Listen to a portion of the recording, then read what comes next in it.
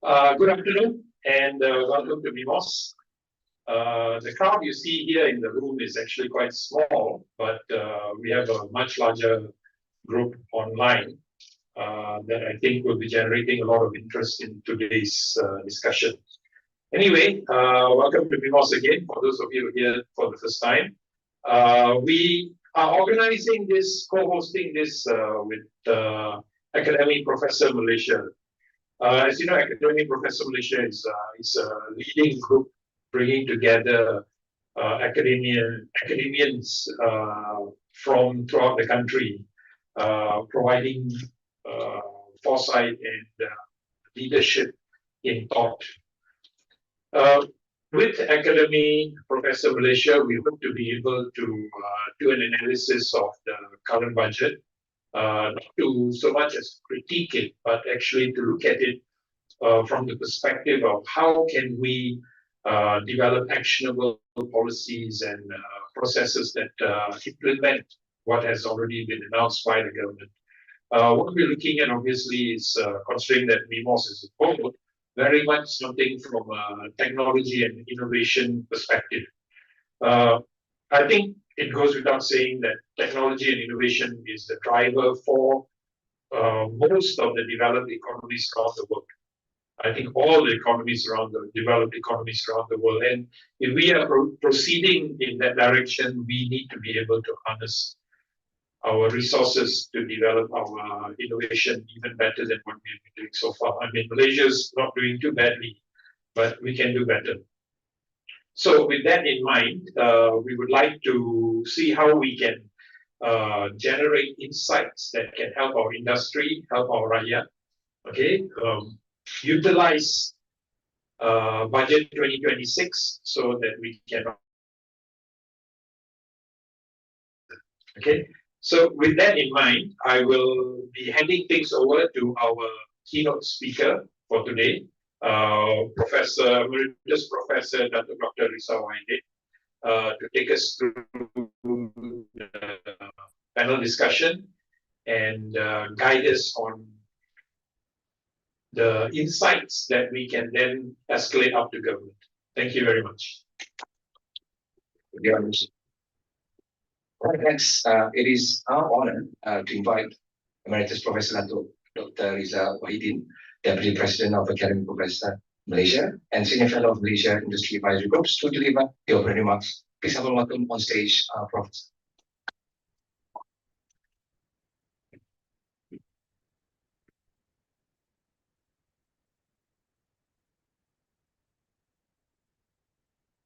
Assalamualaikum warahmatullahi wabarakatuh. A very good afternoon to all of those present in the auditorium this afternoon and also virtually. First of all, according to the protocol, I acknowledge the MC, our beloved Saudara Fitri, and of course representing the SLP. From MIMOS, we have Ramesh, Chief Strategy Officer. So today I'm standing in front of you, wearing two hats. The first hat, of course, is Academy Professor Malaysia, co-hosting together with MIMOS hat. And the second hat is the Senior Fellow of MIMOS hat, Industry Advocacy Group.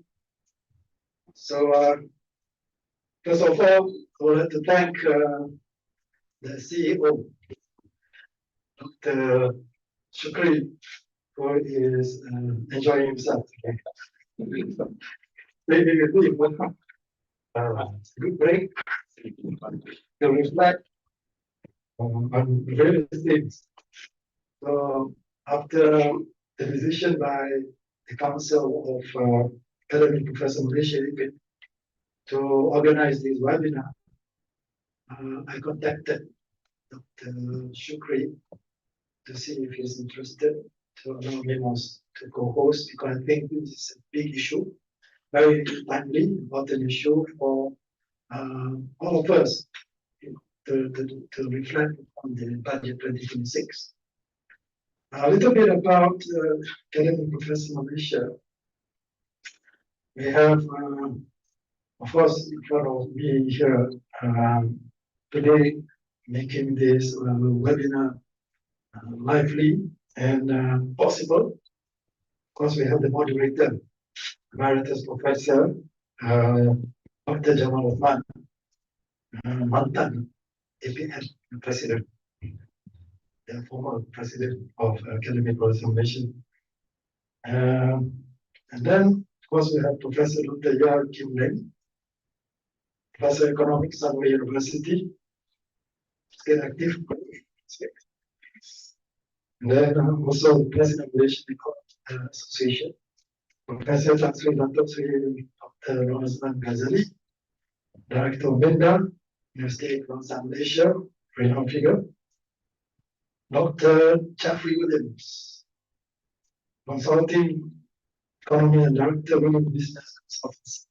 All of them being very, very supportive of making this webinar a reality.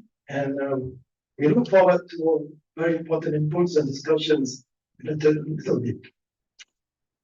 So on behalf of the Council and all members of Academic Professor Malaysia, APN, I would like to extend our warmest congratulations to Professor Emeritus Dr. Jamal Osman, Chairman of Economics and Development Cluster, as well as Suhat, hosting this timely and meaningful session.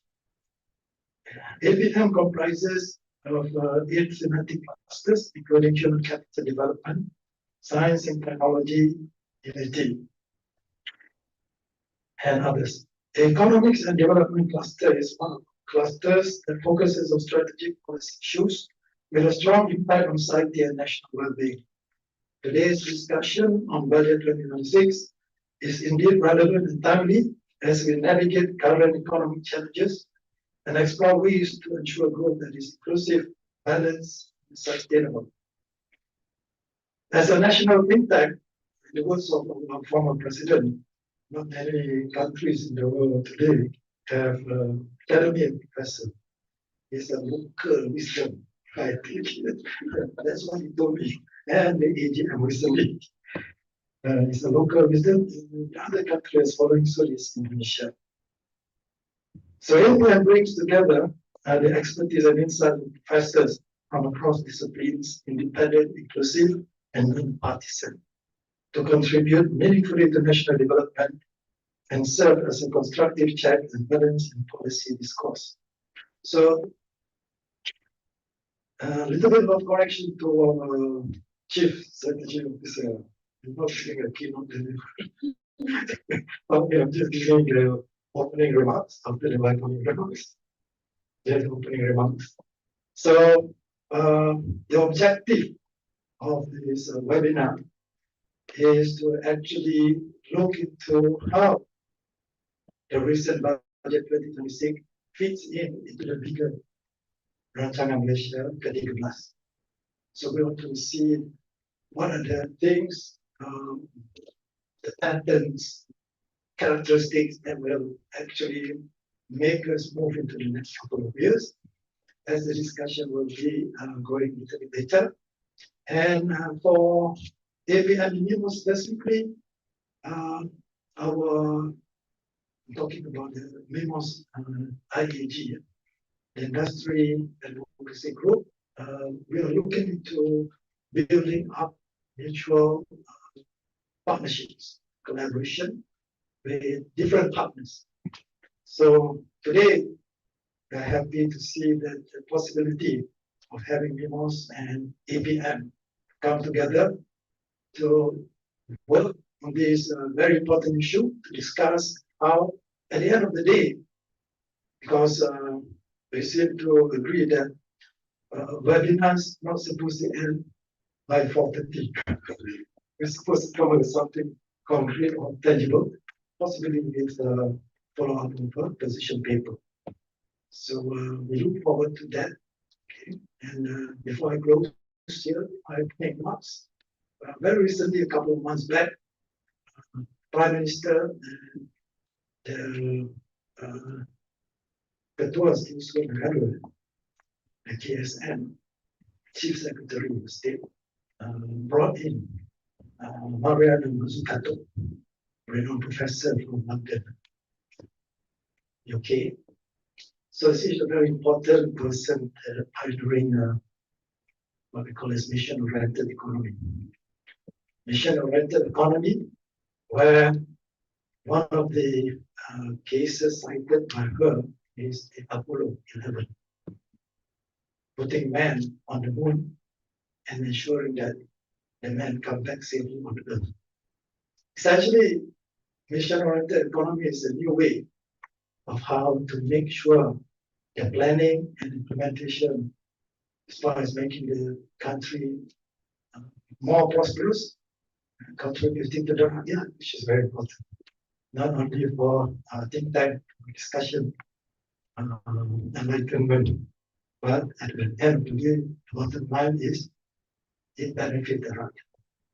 So this approach, apparently the Academy of Science and Malaysia also is looking very closely at this approach to see how we have all the various parties, the government, the private sector, to collaborate and make sure that at the end of the day, as I said just now, the rakyat will benefit. So I'm not an economist, but I have the responsibility to deliver these opening remarks. We look forward to our specialists, experts, to share the insights into Budget 2026 and whatever they have in mind to also benefit all of us and trickle down to the right. Wabillahi taufiq wal hidayah. Assalamualaikum warahmatullahi wabarakatuh. Thank you, Honorable Riza. So going on to the main agenda for today. So let's go to distinguished guests and fellow panel members. Let us welcome on stage policy experts and moderator, Emeritus Professor Dr. Jamal Osman, Chairman of Economic and Social Development Clusters at Academy Professor Malaysia. Please join me and welcome our moderators and panel members on stage. Next is Emeritus President of the year, Lee, President of Malaysia Economic Associations, Emeritus Professor Tan Sri Dr. Noor Azlan Ghazali, Director of MINDA, UKM, and Senior Officers, Senior Fellows of BMOS Industry Advisory Group, and Dr. Jeffrey Williams, Consulting Economies and Director of Williams Business Consultants. Please be seated.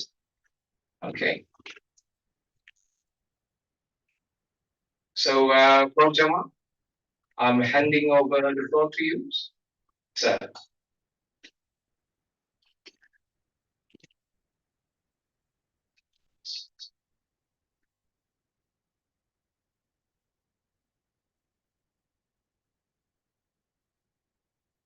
Thank you so much, pengacara, Mr. MC.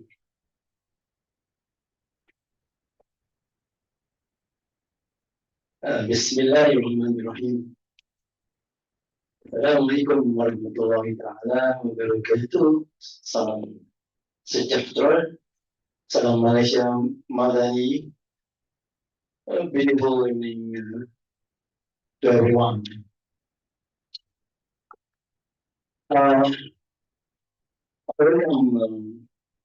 Everyone, distinguished members, officials, co-hosts, participants who are here physically and also with us online.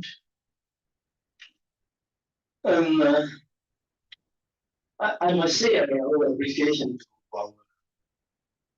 our co-host, co-organizer, and host of this webinar, my most for making us able to realize this webinar and to be here in this really beautiful auditorium. To our distinguished panelists, to my right here, Professor Ia Kim Ling, Professor of Economics from Sunday University. The center then, Professor Tan Sri Norazan Ghazali, Director of Minda UKM, and the far left, far right is Professor Geoffrey Wood from he used to be provost at MUSD Malaysia Institute of Technology, now a consulting economist at Williams Consulting, Business Consulting Center.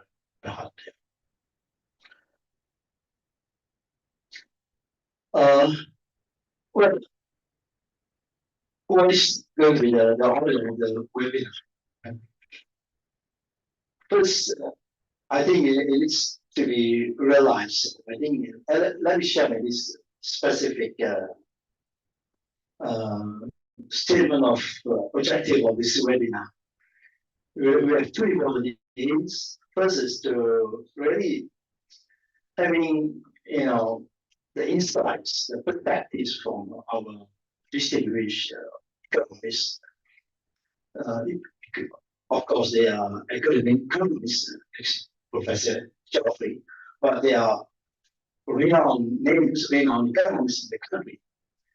One of the top, perhaps one of the top, or if not the top names in terms of economics, policy analysis in the country.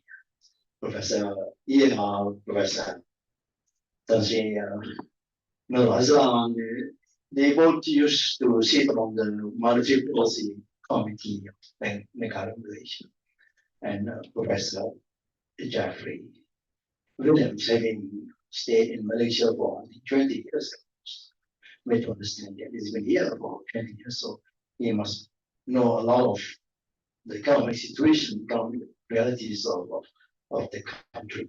So that's the first thing, to have the insights, the perspective, the intuition of our renowned analysts, renowned economists in terms of what actually is our budget 2026, particularly because this is the first budget under the 13th Malaysian Plan, particularly how this annual budget, first budget relates to the so-called Third Malaysia Plan Roadmap 2026 to 2030.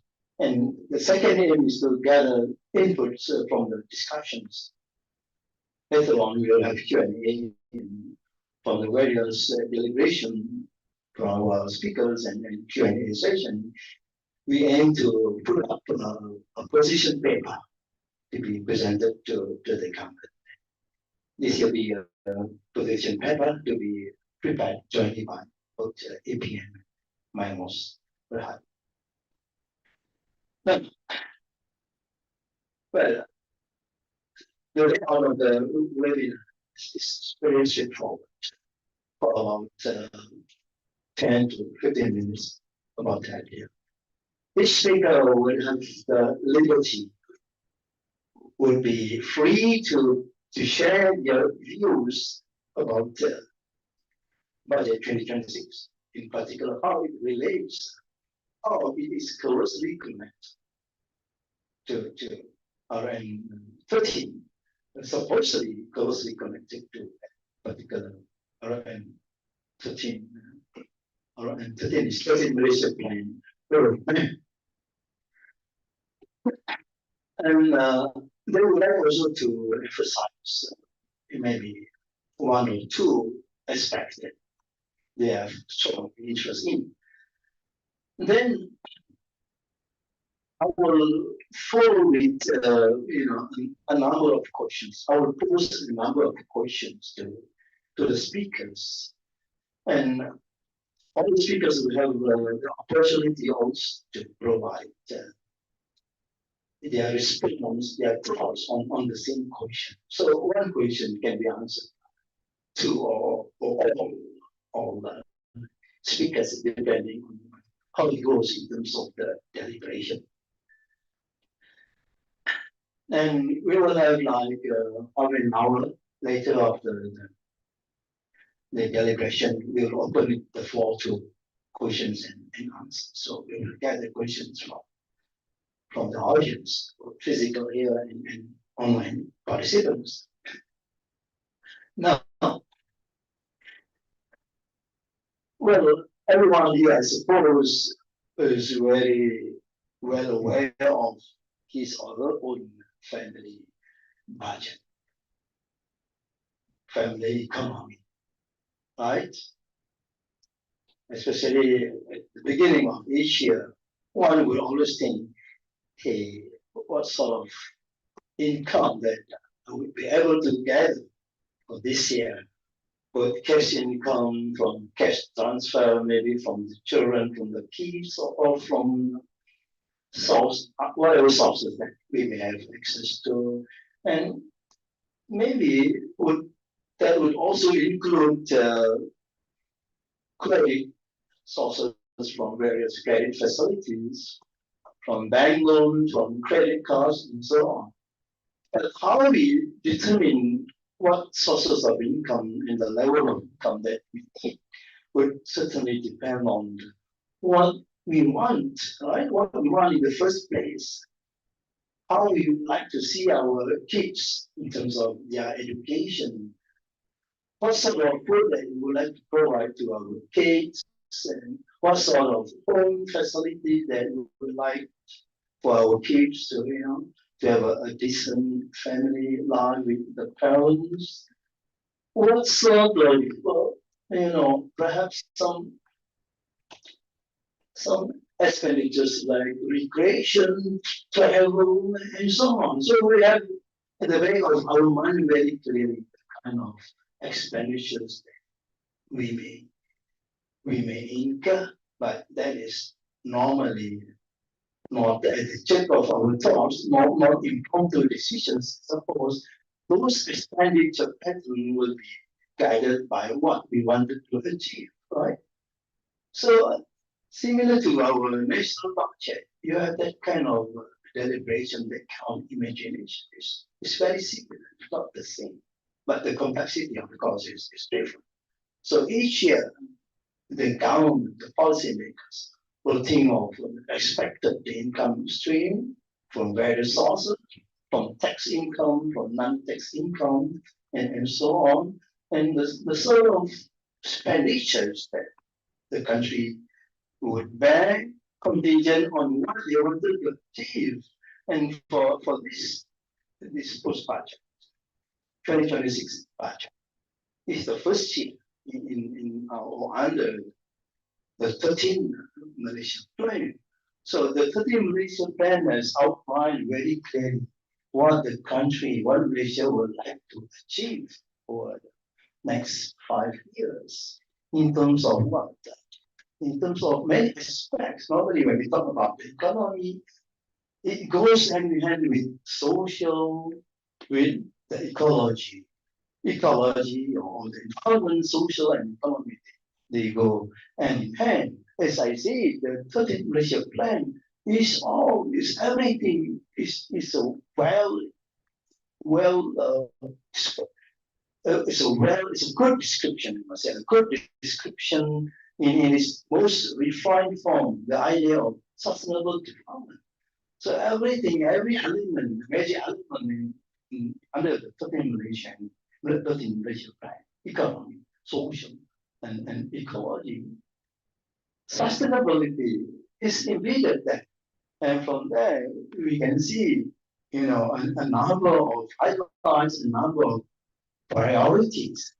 For example, we want to restructure our economy. Yes, we wanted to go for sustainable economic growth, but there are a number of emphases there. For example, we wanted to see reforms in our most important sector, our E&E, electronic and electrics. And what is there within E&E? We wanted to really focus on, for example, semiconductor, which is given a lot of emphasis under the 13th Malaysia Plan, as well as under the 2026 budget.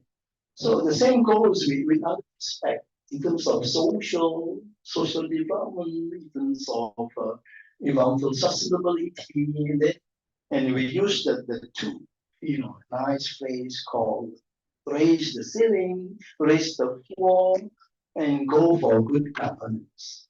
So all these are just the G's of the 13th Malaysia plan and well espoused by the 2026 budget. Anyway, I'm not one of the speakers, but let's start. Okay, I would call upon our first speaker here, Professor Yang, to share his views about the 2026 budget in light of the 13 Malaysia plan roadmap. Please, you have the floor. Thank you very much, Professor Jamal. Let me first of all thank Limos Berhad and APM for this wonderful opportunity to interact with my colleagues. Many years ago, a long time, our professional relationship. Now, I think what is clear now is that, as mentioned by the Prime Minister during his budget address, that this is the fourth budget under the Madani government. And of course, we already have established the Madani economy framework to set the long-term direction. So when we evaluate the budget, of course, the Dean Malaysia plan has just begun. So 2026 will be the first year of the implementation of the Dean Malaysia plan, and that's a very important part. So we need, from a policy perspective, we have to look at both the cyclical short-term setting, the extent to which budget 2026 can actually fit into appropriate for the current setting, and then importantly over the longer term, whether there are structural reforms initiatives that are needed to sustain the structural upgrading and what I call the structural underlying the initiatives to actually promote greater industrial upgrading, and then importantly align to the current sources of growth based on what I call technology, digital technology, AI, and of course green technologies. So these are the fundamental mega trends that we are seeing now, that every country has to align its medium to long term plan to this direction, while at the same time, over the short term, by budget 2026, you have to take into consideration the current setting. What is the current macroeconomic environment, and what is the current growth impact? And we all know that this year, in the first half, we grew at 4.4%, and the pledge estimate for that quarter is 5.2%. So Malaysia has been doing relatively well in terms of withstanding the global uncertainties, and in particular, the Trump's tariff or the Liberation Day tariff announced by Trump. So given all these uncertainties, I think what's important to also note here when we evaluate the macroeconomic setting of 2026 budget is to see whether the growth projection is realistic or not. So for this year, I think we are likely to exceed 4.5% growth as compared to most private sector forecasts or even some multilateral agencies. They are still looking at Malaysia growing at 4.1, 4.2 on the low side of 5% growth, whereas our current momentum is actually 5.2 in the third quarter. So if sustained, our exports is less severely impacted, then we may see growth at a higher range.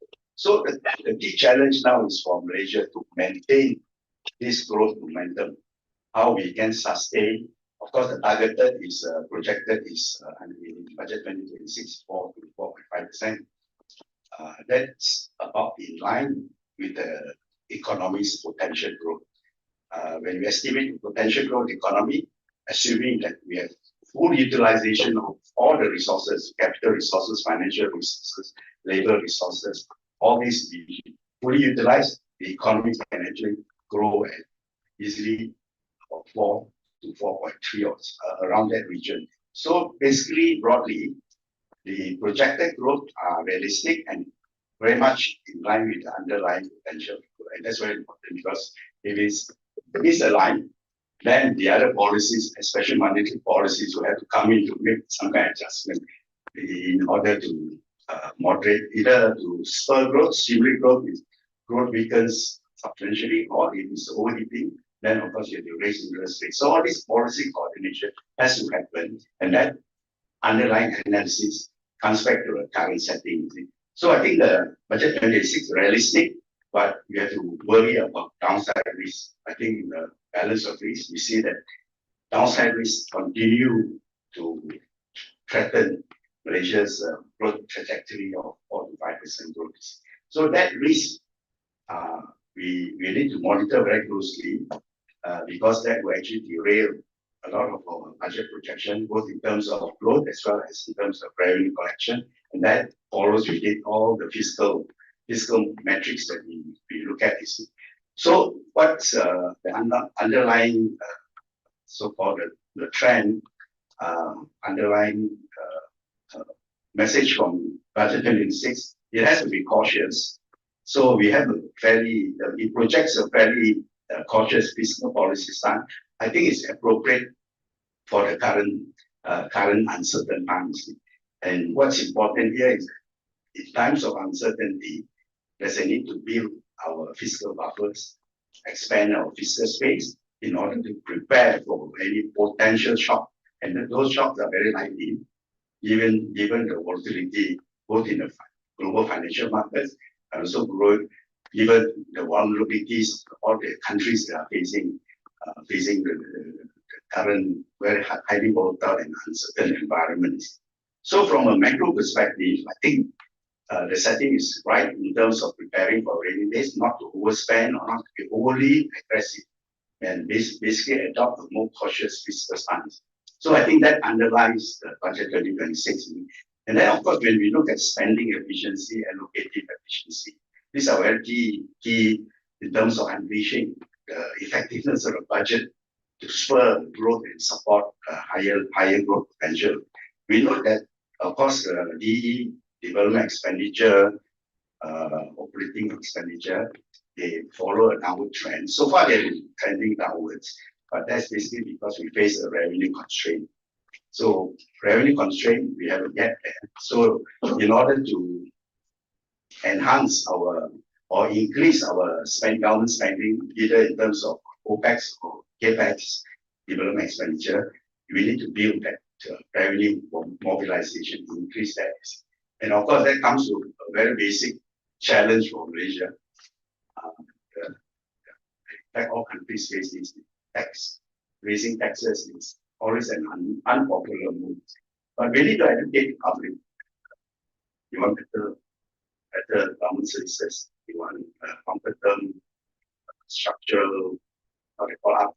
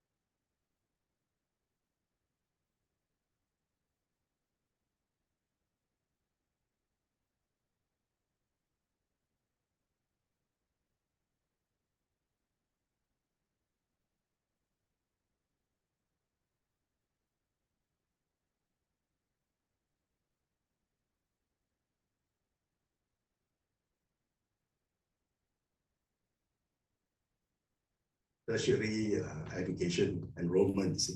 And that's one of the challenges we need to see how we can raise that tertiary enrollment rate, because the greatest return actually comes from this return on education, and it comes from the tertiary side. You see. So that's a very important part from social spending. We are getting it right in terms of enhancing spending on education, and also spending on healthcare, given the aging population and the demand for increasing our healthcare spending. And then importantly, the multiplier effect, how we can focus on investment spending that can yield higher returns.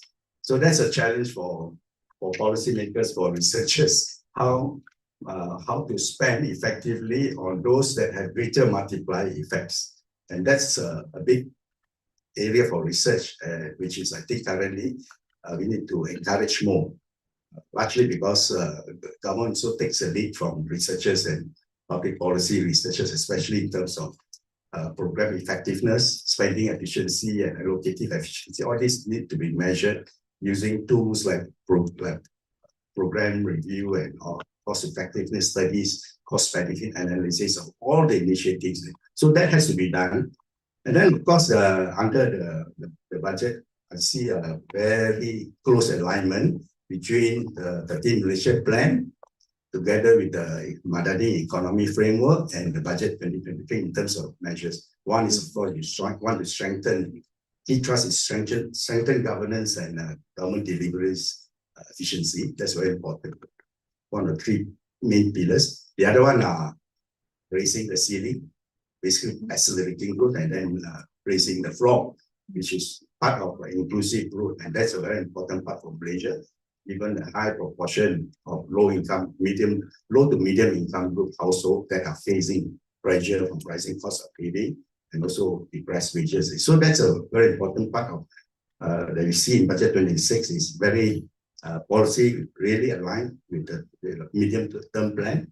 And then a very important part is also another appropriate focus on micro and small and medium-sized enterprises. There's an allocation of almost 2.5% of the budget, or GDP, GDP targeted at developing our MSME sector. And that's very important, both in terms of sustaining growth and in terms of spreading the wealth more equally across the countries. And now, of course, there's also a push for greater regional integration, greater allocation for Sabah Sarawak, given that they are lagging behind in terms of development, and that will help to close the regional divide. So this budget has increased allocation for that.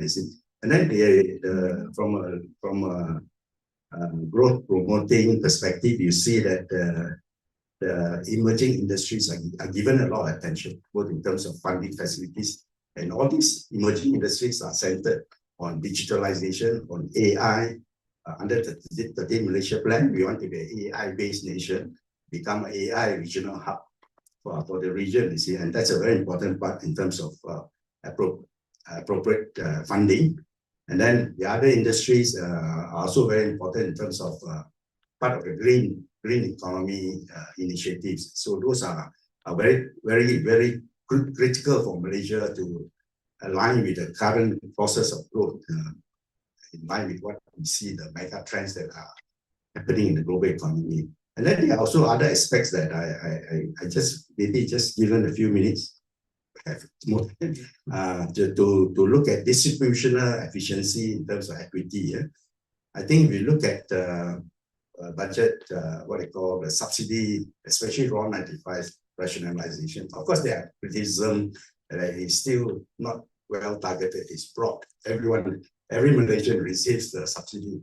So that could be some so-called potential loss in savings. But of course, it's a part of building up your political capital, if we can put it that way. But importantly, it has been successfully implemented. Mechanisms are working well, but we do expect in future budgets for further fine-tuning of the so-called subsidy rationalization, so that we have more savings, especially from those who can afford to pay market prices. Then that savings can be used for better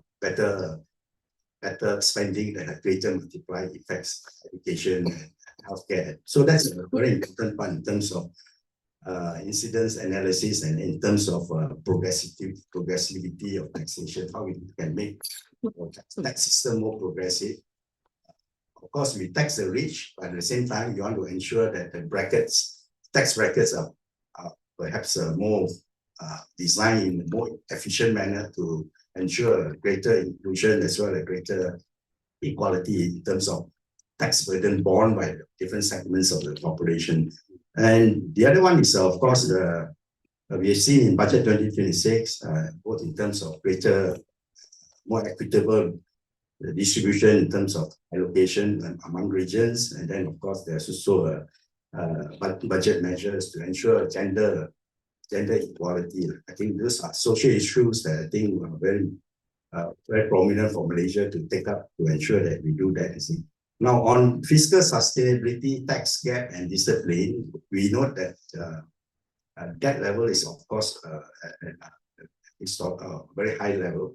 The fortunate thing here is that fiscal rules are in place to ensure there's discipline, and the Fiscal Responsibility Act will help to ensure that Malaysia is able to follow the fiscal discipline to ensure that debt level do not increase above the threshold of 65%. And that's a very important signal to ensure that there's credibility, especially among the investors. You need to ensure continuing credibility to the market participants, and then also to credit rating agencies to that still maintain investment rating and stable outlook for Malaysia. So those are very important in terms of ensuring that our fiscal sustainability are still remain on track. But for those who are concerned about high debt level, for emerging markets, based on one authoritative study by Kenneth Rogoff, the average range of for emerging countries is between 60 to 80% of GDP for government debt to GDP ratio. So that one, I think our current level is not too concerning. That's why we are still able to get a fairly decent rating. And that level, of course, we need to ensure that it does not balloon. So the more important thing is to what extent it's used for productive purposes, and importantly, the debt can translate into greater potential for growth, especially if the debt is used to finance all the infrastructure development that are productive in nature, and then importantly, continuous upgrading of human capital. So those are very important part of it. And then finally, just a few words on the governance transparency. I think very much in line with the 13 Malaysia Plan, and there's also commitment to fiscal transparency, and also the encouragement for greater participation by the citizens in terms of dialogue and all that, because that's, I think, a very important part of soliciting what the people want. The people want in terms of development, in terms of policy changes, in terms of initiatives. So that feedback, I think that process, I think, helps to also ensure alignment between what the government is trying to do and what the Rakyat wants. So with that, maybe. Yeah. I know you have a lot more to talk about it, but time is always jealous of us. 4 things that I could gather from this deliberation: the budget is realistic. Second, very cautious fiscal policies. Third, very much in line with the aspiration of our 13 Malaysia Plan roadmap. And fourth is beware of the potential downsides, given the uncertainties in terms of the global as well as the geoeconomy or not. And I will call upon Tan Sri Tantino Razlan to share your views, just in general terms only, because this is not really in the focus. Thank you, Prof. Jamal. Thank you, Academy, Professor Malaysia, and also MIMOS for organizing this, and my respected panel member, Asef and Prof. Yah has been together in many places, This morning, I have a forum on the issue of education, right? And someone asked me that in the morning, we're going to talk about education. In the afternoon, I'm going to speak on budget. I was thinking that how to frame this actually. If I want to give a comfort sense of feeling, I think Provia also mentioned that already. I might just pull out a few slides here. You're familiar with this house, right? This is the house of economy Madani, right? Simplified economy is about raising the ceiling, raising the floor. It makes sense. You know, one is about advancing the country, raising the ceiling, income, sophistication, sciences, industrialization, AI, what's not. And then on the other side is to make sure that it benefits the larger society in the word of inclusivity. It gets into education, it gets into health, it gets into income, poverty, rural, and so on and so on. In the middle is about governance, is about getting everybody to be involved, and also is about basically improving the efficiency of the government. So this is basically the last 4 years, this is the economy. So what I do first quickly, in the budget 2026, there are 9 trusts. 9 trusts, 9 tekat, they call it, right? And I get my team, can you just read through and tick, does it covers all? Well, the answer is yes. The tekat basically covers all. Of course, it's not designated just for one of the element, but it covers sometimes it cross here and there a little bit. So if we say that, is economy Madani in the budget, the answer is yes. The other one, I don't have a chance, I don't have a slide, but we are also talking about, remember that this budget is first budget for the 13th Malaysia Plan. Now, I want to raise a concern here. Of course, again, if you read through the document, the 13th Malaysia Plan, I think Prof. Jamal also mentioned, Prof. Yao also mentioned, if you read the first few chapters, there are so many times repeating of ceiling, floor, ceiling, floor, ceiling, floor. You know, so good. I mean, they keep reminding that, yes, we want to advance. Yes, we want to make sure the country moving forward, but we want to make sure that it also basically benefits Malaysia. Because I think one of the issue in Malaysia about moving forward is that a question mark is that, is it benefiting everyone? But the challenge is that now we are in MIMOS. We want to talk fiscal. I don't know if you are interested, we can elaborate on that. The issue of taxation. Malaysia, of course, we love when to see the government trying to give cash support to as many people who are in need. In person, I'm not so in favor of giving to everyone. But never mind. I mean, the government decided to give it to everyone, including all the panels here. So we all get 100 ringgit another time in February. You are not, because you don't have a, you still pay $2.60. Good, okay, all right. But that's good. But the thing that is a bit worries me is that when the government make it quite clear that it sounds good to the general public that we do all this without increasing tax. And Provia highlighted clearly. I purposely, I know you can't see it, but I just want to convince you when I speak out of facts. This is a tax collection of the whole world, all regions, the OECD countries, the Asia Pacific, the Latin America, the African country. And we compare that, I mean, a percentage to GDP. This is data up to 2021. Malaysia then collect about 11.2% of GDP. If the big if we are one of the OECD countries, we will be the lowest. We will be the one at the last, the bottom, because the lowest is Mexico among the OECD countries, which is around maybe around 17%. So if we are OECD, we will be at the lowest. Within Asia Pacific, not bad. We are the 6th lowest. Below us are all the poor countries. Average in Asia Pacific is 19.8%.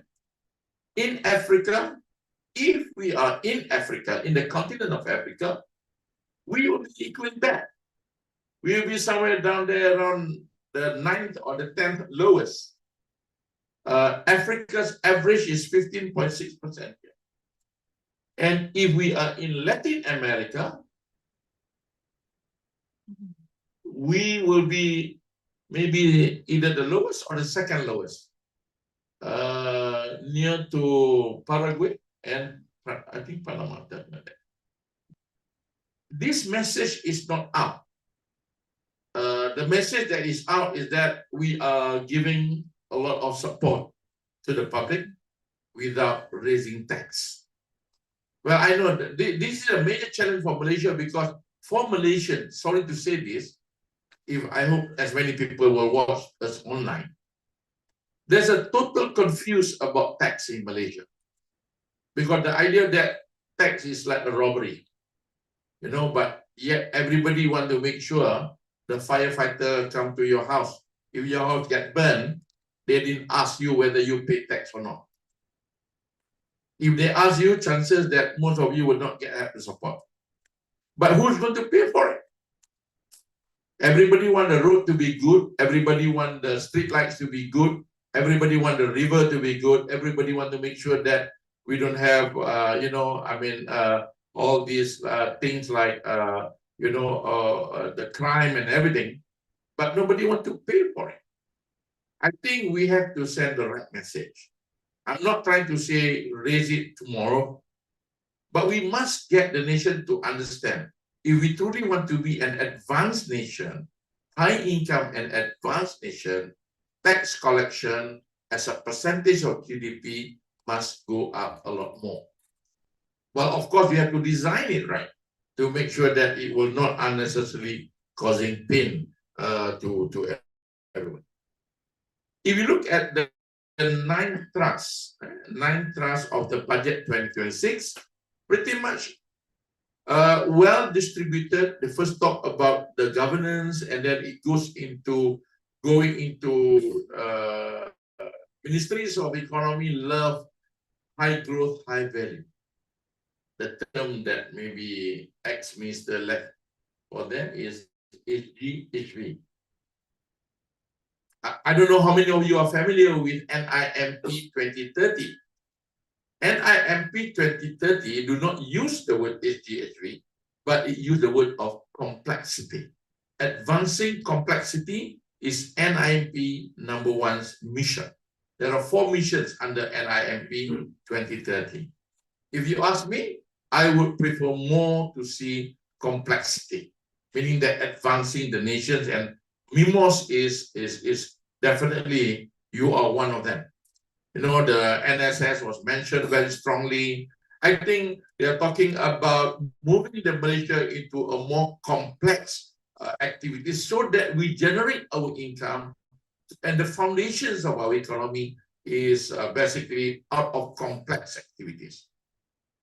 So it's not just about semiconductors, in everything. Complexity is about using all the latest state-of-the-art technologies, more sciences. Science and technology is a must. There is no country in the world at the top list are not strong or good or advanced in science and technology. So I'm going to give you a time bomb, especially for friends at MIMOS. Because this morning, one of the panel described what is the status of Malaysian education at the school level. So, sorry, yes, people know I'm from the university. I'm not saying the problem, there's no problem at the university. Let's talk about the problem at school level, specifically for MIMOS. At the end of it, I asked him, will this be a scary news for MIMOS? He said that it should be. So I want to see you. How scared are you? All right. Let me try to read this. These are all facts. I mean, I don't have a slide for it, but these are all facts. Especially MIMOS friends, you got to listen this very carefully. And all of a sudden it disappeared. Okay. In 2010, 30% of our students at the high school are in pure science. Pure science, right? Means at math, just like I think I did pure science as well. At math, we take physics, chemistry, and biology. In 2018, from 30%, it drops to 19%. From 2018 to 2023, earlier it dropped from 30% to 19%. Now it dropped further to 15.2%. And out of this 15.2% who opted to take pure science, half of them got the grades of B, E, and fail. So you only have about 7% of the 15%. And if you look at this, basically what it tells is that while the dream is big, whatever you want to call it, high growth, high value, complexity, you see semiconductor, NSF, renewable energy, pharmaceutical, all are being mentioned in, I think, the Trust 3 and Trust 4, if I'm not mistaken. I mean, if I'm wrong, but I mark it up. The problem is that who's going to drive this? You know, if we want to be that advanced nation, like it or not, we must have a very strong pool of talents, especially in science and technology. Well, not to dismiss the importance of economists up here. We are important as well, right? But for science and technology, for me, this is like a time bomb. I wonder whether people are paying attention to it or not. You know, we were lauding AI nation, we were lauding many things that will require science and technology. But the interest of science and technology is dwindling down. Let's not talk about PISA and all those like. This is just local Malaysian numbers, SPM. And I can say to you, at the universities, I think many will agree with me, we have a hard time to fill up for seats in science and technology. The other points. How many jobs are created last year? Let's talk about it a little bit. Because I'm raising this not because I'm saying the budget is wrong, but I think some of the important features are not, well, it's okay. Government should not say bad things or something that is wrong about our economy. But I want to opt for that to say, I'm not saying the government is wrong. I'm saying that the economy is wrong. Something is seriously wrong. Again, we want to do science and technology. We want to advance the economy. In 2018, I have the data here, let me read it for you. New jobs created. Imagine that every year there are new jobs created, right? And in 2018, 45% of the new jobs created are high-skilled jobs. The second mission of NIMP 2030 is a high-skilled workforce. The first one is complexity. The second one is that to get it done, you need that pool of talents, high-skilled workforce. In 2024, in 2018, 45% in high skill. In 2024, this dropped from 45% to 27%. Only 27%. The total numbers is 34,175 new jobs are created for high-skilled jobs. Well, maybe high skill, there are many ways of defining it, but broadly, it also means that people with tertiary qualification. How many graduates do we produce in 2024? We produce 200, according to the number that I have here, 232,000. How many jobs do we create that will need that kind of qualification? I'm talking about qualification first, not the true skill, but qualification. There's only about 34,000. So now you see that, yes, nice to tell you that the employment is at full employment level, 3%. Everybody love to quote that. But the fact that, two facts, about nearly 2 million are underemployed. Meaning that by the attainment of education qualification, you should not be getting that much. You should get a lot more higher. Unemployment, full employment is 3%, but unemployment for youth is about 11%. 11%. 3% is for the nation. No point of, to me, sorry, I'm challenging economics foundation as well. No point of checking whether Provia or me is employed or not. People at 30, 40 years old, likely they'll be employed. But the real challenge is that the graduate that just out, now they use 15 years old until 30 years old. A new definition for youth. There was a debate whether 24 or not. I think the latest that in the budget it was said 15 to 30 years old. And the unemployment rate is about 11%. Wow, I mean, that's scary. Even if you get employed, maybe you are underemployed, which is close to unemployed. Because you work with, your heart is still very uncertain out there. So, you know, advancing the nation, budget is an annual thing. I agree that budget does not spell out everything. Budget talks about next year, of course, but you please bear this in mind.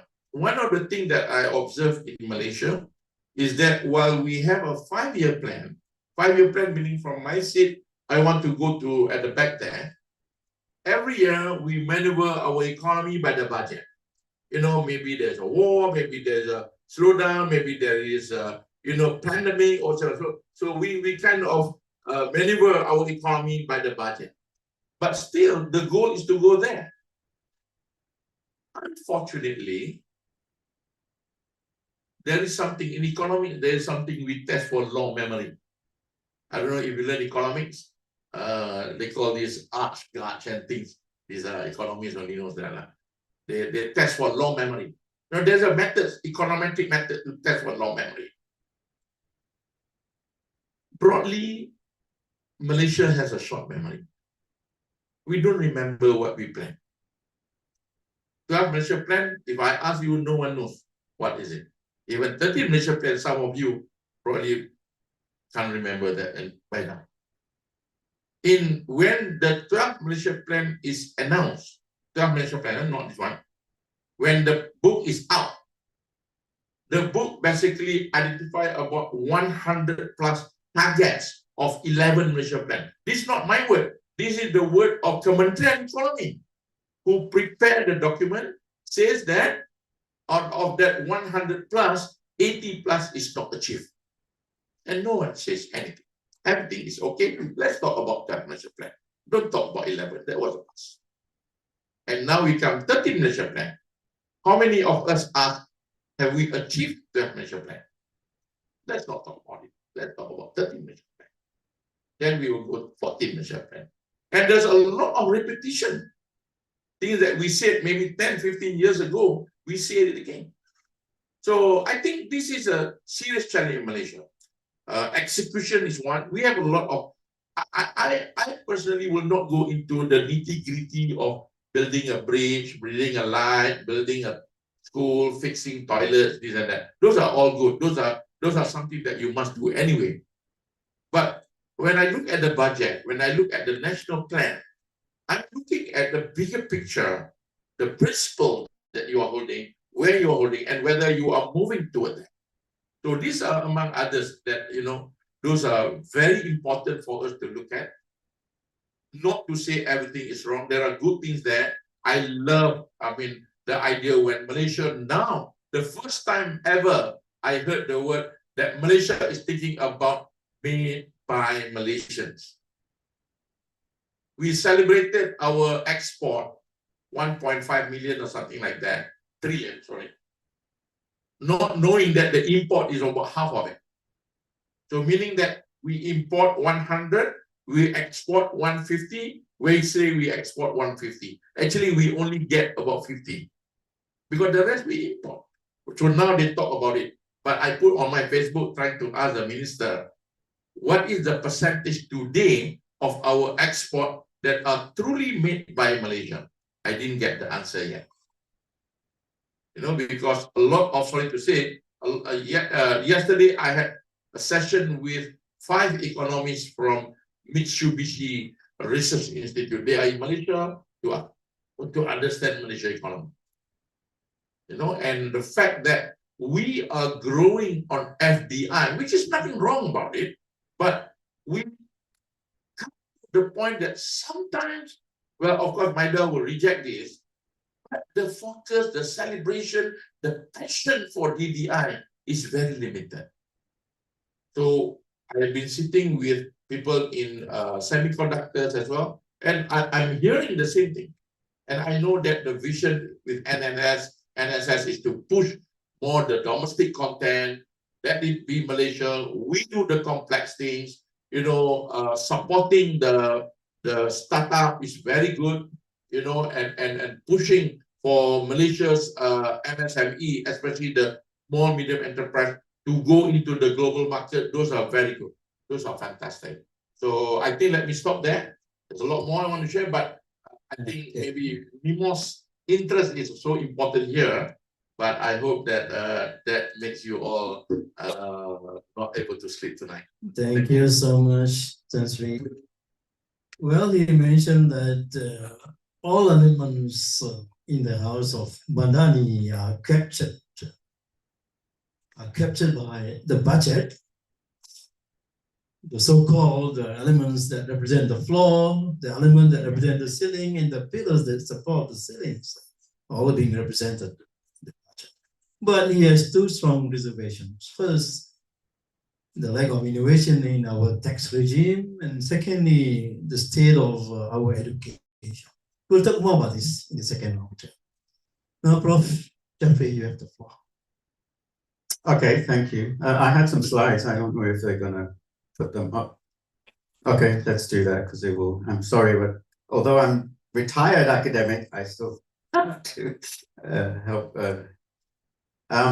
All right, let's just start with this. First, thank you to Mimos and Academy Professor for inviting me. And it's great to be with Tan Sri and Prof. Yeh again. I actually like this budget very much indeed.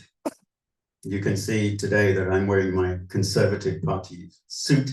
I got a Conservative MP from England, but this budget to me was a very nice Conservative budget. As Prof. Yeh said, this to me represents the next step in, this is the 4th Madani budget, and it's the next step in the budget, and it's progressing really very nicely into what I consider to be a very good conservative approach to how to deal with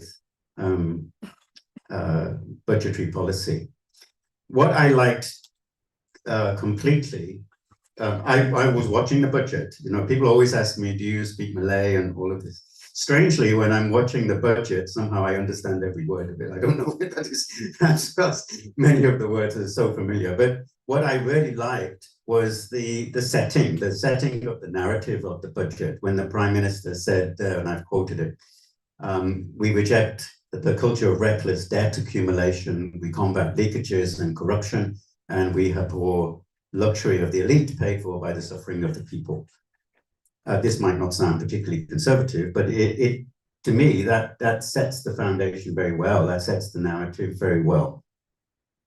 And in any discussion I have with the Prime Minister, I always find that this is genuinely true of what he believes. This is really very much a part of his vision of how economics should be done. And it is a difficult and long path of reform, but there is very much more fiscal discipline now than we have seen in the past. The budgets under the Madani budgets have progressively been less handout, less big events, as we've seen in previous administrations stretching back the 20 years that I've been here. And they're much more maintenance budgets now than they were in the past. But this is really important in my view. And there has been quite a lot of institutional strengthening, and that institutional strengthening is primarily within the finance ministry, but also across other ministries. And now we are seeing this pushed out into the states, and that was across each of the state allocations. And I think that's very good. So the narrative for me was very strong. The underlying assumptions were also very strong. The growth rate of 4 to 4.5%, to me, this represents the underlying potential growth rate of the economy. Often we think about economic growth when the government pushes spending into the economy and GDP rises. GDP rising is not economic growth in a strict sense. Economic growth is increasing the supply side potential of the economy. Because otherwise what you do is you take your EPF saving, you turn it into consumption spending, GDP goes up, but actually you're not better off, you're worse off because you've reduced your saving and pushed up your spending through demand management. But actually, if you look at the underlying growth potential of the economy, it is between 4 and 5% on our calculations. And I think that that's better. It's better to say that than to say we want 4.5 to 5.5 and then be disappointed. It's much better to say we want 4 to 4.5, and then if it turns out to 4.6, 4.7, nobody is disappointed. All right. And I think this year we are likely to get around 4 to 4.5%. We have the new numbers out. The advanced numbers look very positive. I think we might well get to 4.5% for this year. And that reflects to me what economists like. It's equilibrium. It's equilibrium growth. Similarly, although I haven't put it here, the inflation forecast is also, in my view, very much in line with where we would expect inflation to be. I think it's 1.5 to 2%. And that's about where it should be. And that means the economy is really in a sort of equilibrium position. We did see an increase in revenues, and in a moment I'll talk a little bit more about that. But there is this view that this was not a revenue and tax raising budget, but there was no particular taxes in this budget, but we have to remember there was a tax hike just before the budget. So the SST was hiked before the budget, and SST revenues, as we'll see, have gone up, but less than was predicted. The prediction was they would go up by 10 billion, and actually now the forecast is 6.2 billion. For me, this is a good thing, because this means that the burden of SST will be less than had been feared before. And we are seeing a fall in the deficit to 3.5% projection, which I think is in line with the consensus that can be achieved, and 71 billion in borrowing. And we will talk a little bit more about that in a moment, because this is a very smart move. There is a very smart move in how the government is dealing with development expenditure, which is to take part of the development expenditure off budget. So we'll talk a little bit more about that. So what are the unique selling points? People are asking me a lot, what are the numbers, the two numbers that are most important about the budget? And I put one of them there. One of the big numbers is 15.5 billion in subsidy savings. That's important. It's really very important. It's less than had been predicted before. The prediction was 17 billion. But in the final outcome for RON 95, because of the decisions that were made, there's less expected to be saved from RON 95, but still, overall subsidy rationalization is delivering 15.5 billion. That provides extra scope for government spending, and we'll see in a moment, spending has gone up across key areas without having to push for higher taxes. It's very important that you clean up your spending consistent with we combat leakages and corruption. That's what the Prime Minister's aim is to do. With, subsidy rationalization is about cleaning up wastage and leakages and corruption in the sense of diesel. There's a huge saving in anti-corruption measures in diesel, and that has given 15.5 billion. Now, these savings should in principle be year-on-year savings because the system has changed. But there's another number which also happens to be 15.5 billion, which is the saving over 2 years from anti-corruption measures directly, primarily through SPRM and recovery of some of the losses still from 1MDB. And that is another big saving of 15.5 billion. And that shows that this claim about the anti-corruption agenda for this government is real. It's a real claim. We've heard it a lot in previous administrations, but in this government, it's real. And there are direct monetary savings as a consequence of that. Now, this off-budget development spending is also, to me, it's a very, very smart move. Let me just explain why. The total budget it was touted as being 470 billion. Actually, it's 419 billion, but there is an additional 50 billion from the government-linked investment corporations, EPF, and the big investment QAP and LTAT and so on. The GLCs themselves and the statutory bodies. The statutory bodies are largely the development finance institutions, the banks, the government banks. What essentially the government is doing here, as far as I can understand it, is it's saying, look, we have to invest in various types of activity in green technology, AI, technology infrastructure, like you're saying, to be more complex, to improve science infrastructure. But these are essentially commercial activities which can deliver a commercial return on investment, as opposed to the type of development expenditure which would be building a hospital, building a school, building road infrastructure and flood defense. These don't deliver a commercial return on investment, but the other ones do. So what the government is doing through the Gear Up program specifically is handing that over to the GLICs, the GLCs, and the statutory bodies.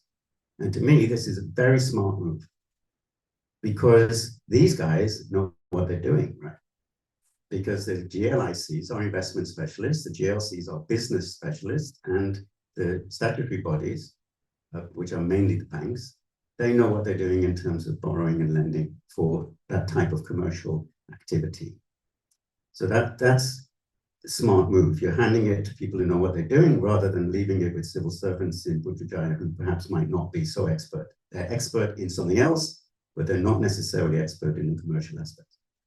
The second reason why this is very good is it reduces the deficit, because we saw the amount of borrowing going down to 71 billion. I thought it would be 86 billion. It's gone down to 71 billion. That helps to reduce the deficit because the government isn't borrowing for that development expenditure. It's using the funds of the government investment funds to do the investment, so the deficit comes down. And the third reason why it's very smart, in my view, is that if EPF is part of this, they will get involved in commercial development expenditures for which there is a return on investment, and that helps me because I have an EPF, and that means my dividend you.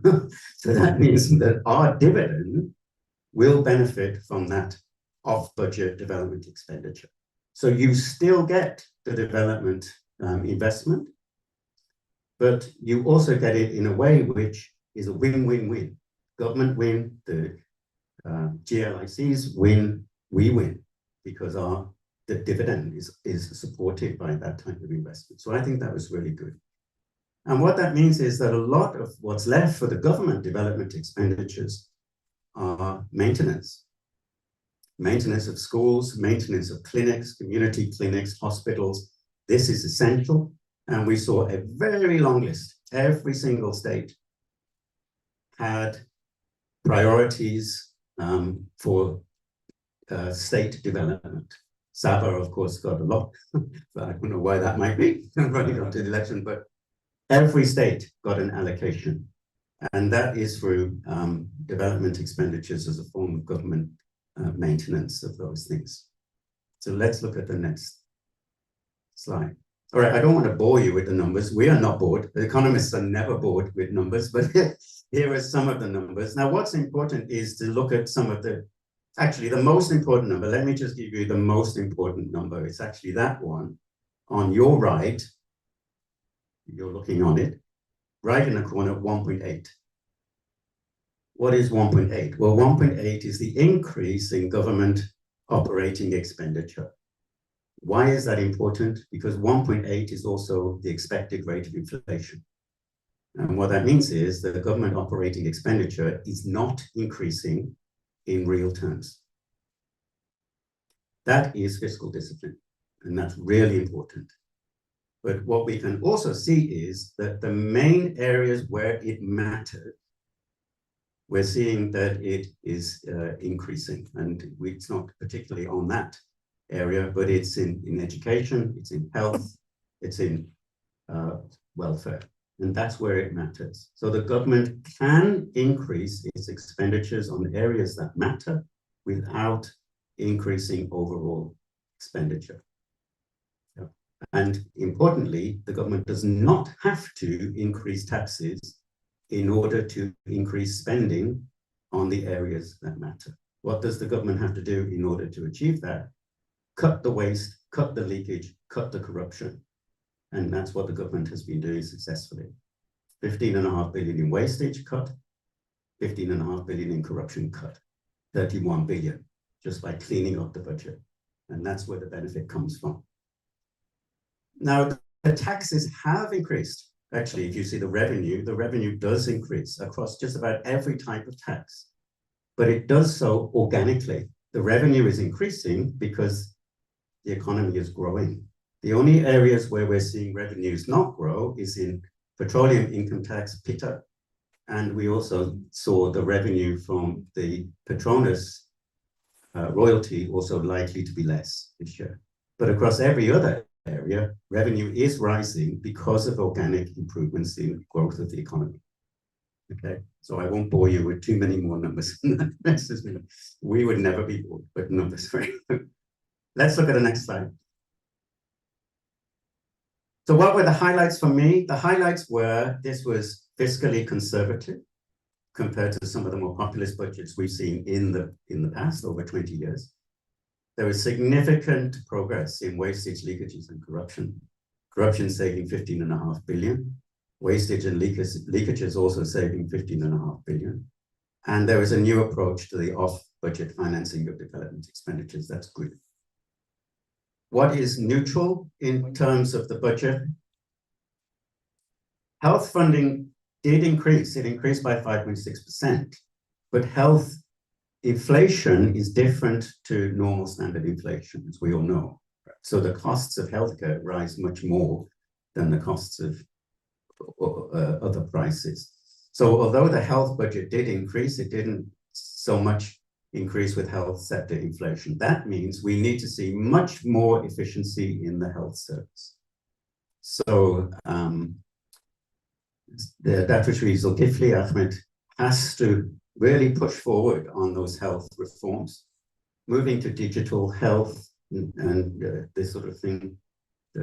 All of that has to go on improving efficiency in the health sector.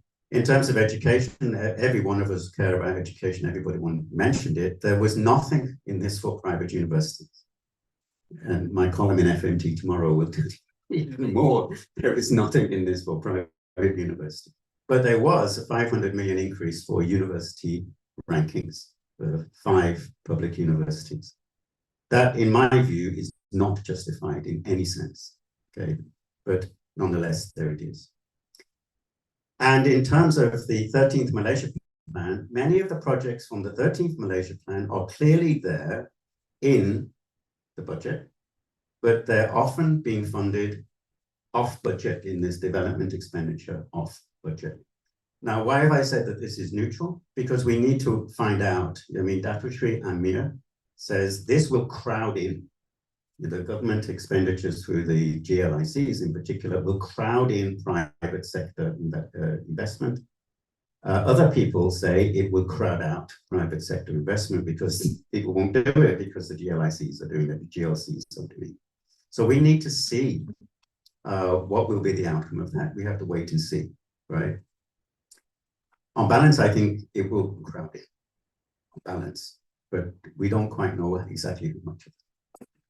Some of the things which are lowlights, I put it, or red flags, is first, there's the sovereign cloud issue. MCMC has a dual role. One is that it's responsible for the infrastructure of technology on one hand, and the second, it's the regulator. So putting the sovereign cloud into MCMC, where it's regulating also, and there's the source and the owner of the data, as it will be in the future, may well be raise a governance issue. Okay. In the future. Also, it could be that putting the sovereign cloud into the private sector or through the GLICs, for example, might give it that push from business and investment expertise, okay, rather than put it into MCMC. But we have to see. The second is a missed opportunity in education and training for TVET. There is a huge TVET budget, and as Chantry was saying, there is a huge TVET budget, but we still have 2 million people underemployed, right? There's a huge education budget, but we still have 2 million people underemployed. So there is a question as to, we're increasing that TVET budget, but are we getting the returns on that? And there was no obvious plan for raising incomes or tackling inequality or addressing the pensions crisis. We didn't see that. Let's just look at the final slide if we can. Often, you know, when people ask me, is it a good or bad budget? I say, don't ask me, I'm just an economist, right?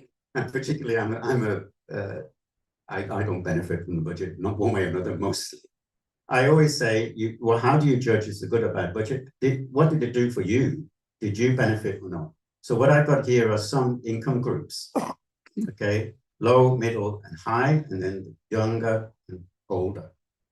What we see in the budget is that there was, and I know we're going to talk about this a bit more, there was more benefit from the STR-SARA, and there were reforms in the STR-SARA, and particularly the announcement of the universal STR-SARA, the 100 ringgit STR-SARA. So that means all income groups will benefit from that. And they've changed it so that more of this will be going on the SARA side on a monthly basis. And to me, that's a good thing because it allows people to rely upon it. But many of the other things in terms of the opportunities for the rakyat more generally, they came through tax rebates, tax exemptions, and so on. Generally speaking, you only benefit from tax rebates if you pay tax. You only benefit from tax exemptions if you pay tax. And most people don't pay tax. Actually, so, well, they certainly don't pay income tax. So this is something like 85% of the tax comes from 15% of the people or something like that. So it really is only the top 15% who are paying most of the tax. And so they will be the only ones who benefit from the tax rebates. Most other people will not. So I know we're going to talk more about that, but just in summary, I thought this was a very good, very strong budget with some very useful innovations. And I think that will build upon that. It was not an election budget. This was a budget which says we're solidifying the fiscal position. Next year, who knows? Because next year might be closer to the election. But this year, no. So I think that what we can expect to see is the benefits of this in 2026. And I think that everybody will benefit at least a little. Thank you, Prof. Jeffrey. Very nice exposition of your views, very systematic. Nice mention about the budget, except a number of concerns there, especially on the off-budget here. Although he mentioned it in a very inspiring way, he considered that as an innovative policy approach, but I can sense the concerns there, particularly on how that would affect investments in the green economy. green energy, it may crowd out private investment. I think that is a valid concern. Well, now let's move on to the second round. I have a number of specific issues that I'd like to have the views of the speakers. First on fiscal issue. Because we know that the fiscal consolidation is a very strong desire of the country. Fiscal sustainability, fiscal resiliency, or now we use the term fiscal consolidation. Now, if we look at the tax regime, there is almost no new taxation, except perhaps the carbon tax for iron and steel industry. I think that is a good start, and I hope many more applications of such instruments in other sectors. But it's a good start to start with the iron and steel industry. Now, if you look at the overall expenditure, which sums to 470 billion, right? That includes the off-budget 50 billion. Now, if we just look at the expenditure from the various typical sources, government revenue and so on, it's about 490. That is, the allocation that the government could provide, excluding the off-budget.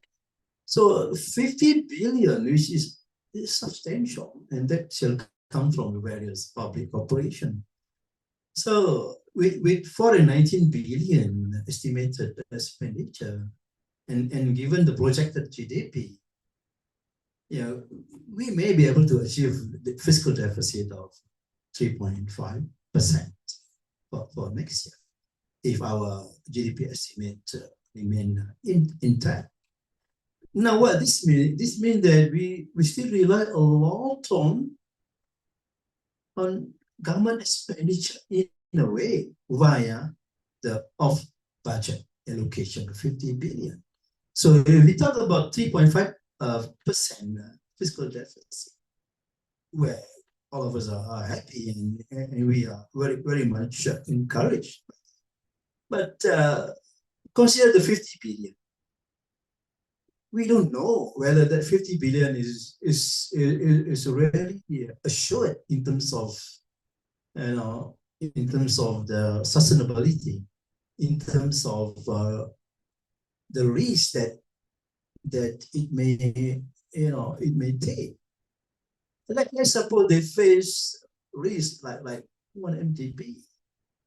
So who are going to guarantee? Who are going to to pay or to withstand the risk in terms of debt payments and so on? So there is a risk there. I think there's less risk. I mean, my understanding is that this 50 billion is coming through the extension of the Gear Up program. Yeah. My point here is not really to feel that hey, 50 billion is kind of risky. If it goes bad, then the government would need to bear the various costs. So I think we need to be cautious here. Perhaps some portion of that 50 billion might be risky. Let's say 10 billion could be risky. And that 10 billion must be considered when we calculate, the fiscal balance, but not the entire 50 billion perhaps.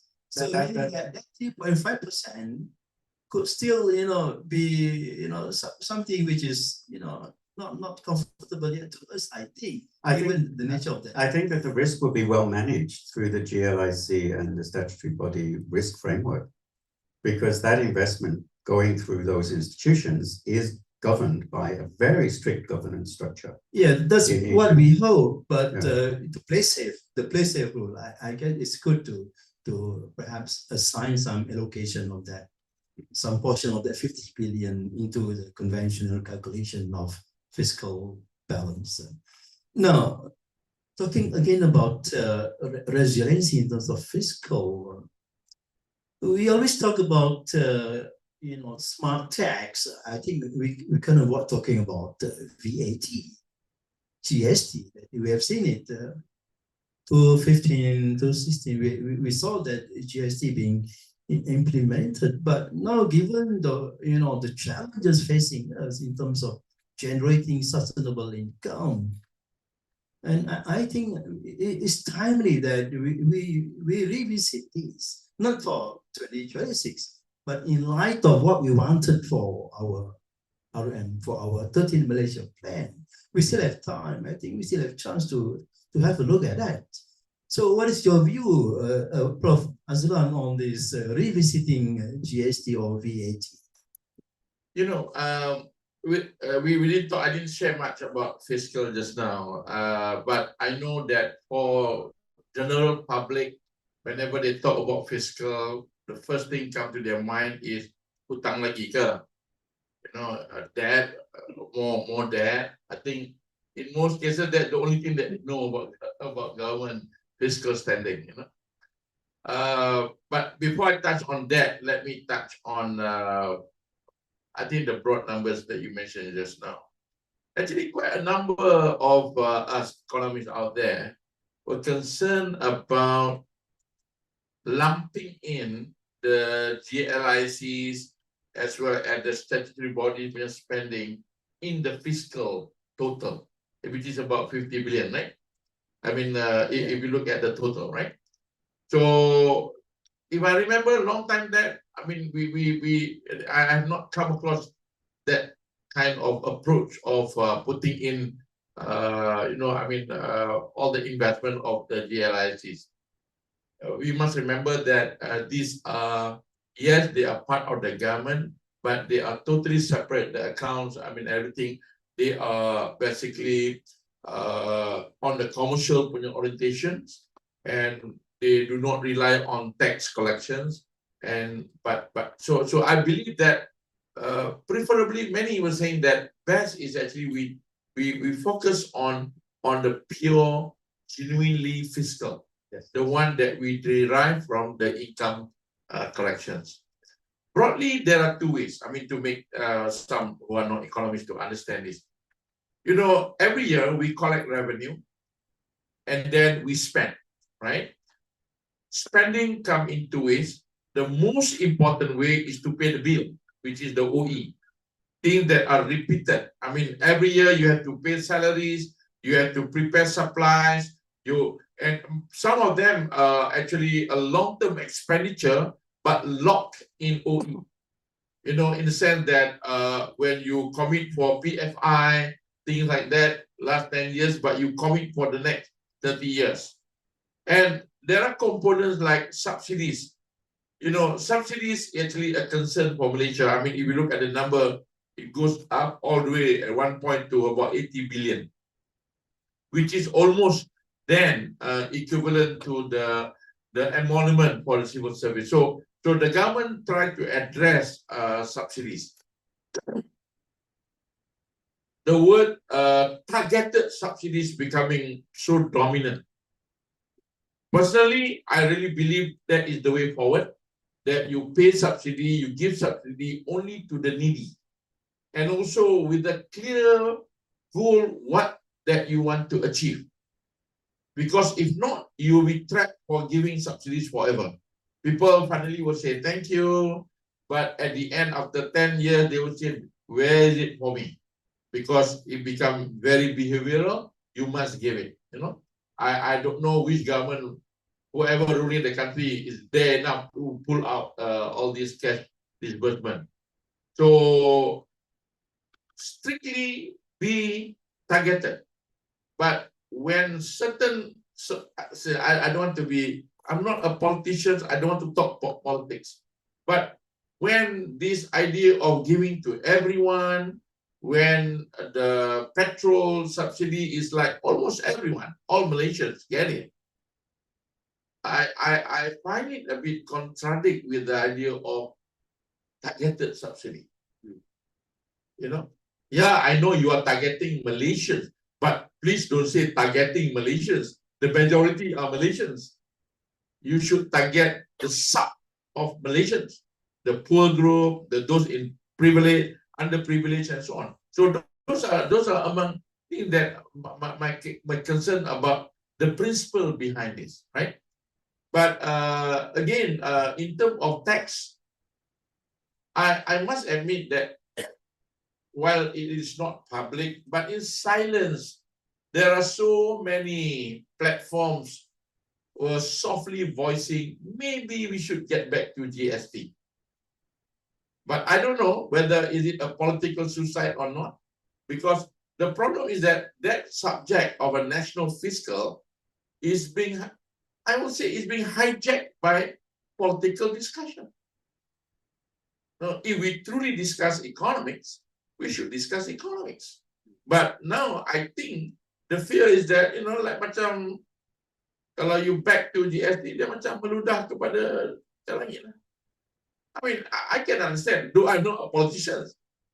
You know, even now people are asking where are those promises and so on, but I don't want to get into that. You know, but again, several principles that you are, what people are expecting from the existing government is some of these changes. You know, so basically that tax collection. Then when you are not able to go back to the spirit of GST, then the challenge is you introduce one by one, then the messy part of it coming in. I don't know how many of you are aware that, again, I mentioned earlier that tax collection in Malaysia is so low. How do you communicate this to the public? You don't want to use the word Mahakaya kind of thing, that only the, and do you know who is Mahakaya in Malaysia anyway? Almost 49% of the workers in the formal sectors are earning less than 3,000. You should have a look at this. The red, the one here. These are reported by Dawson.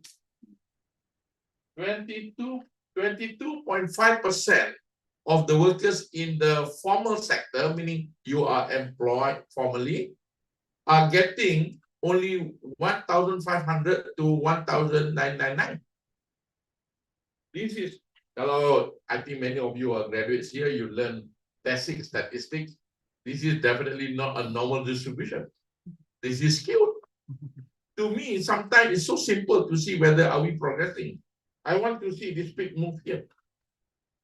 And forget about the green at the end, because those are lumping everybody that get more than 10,000, which is only about 11.6%. I mean, that's why in Malaysia, sometimes, you know, I mean, people were, if you're talking about getting to impose tax on Mahakaya, there are only a few there. And if you are 8,000, you're already Mahakaya. But do you know how much to live in KL? You need at least about 6,500 for a family of 4. That's why, I mean, though I know that people here are all science people, but allow me to be talking about a little social matters, right?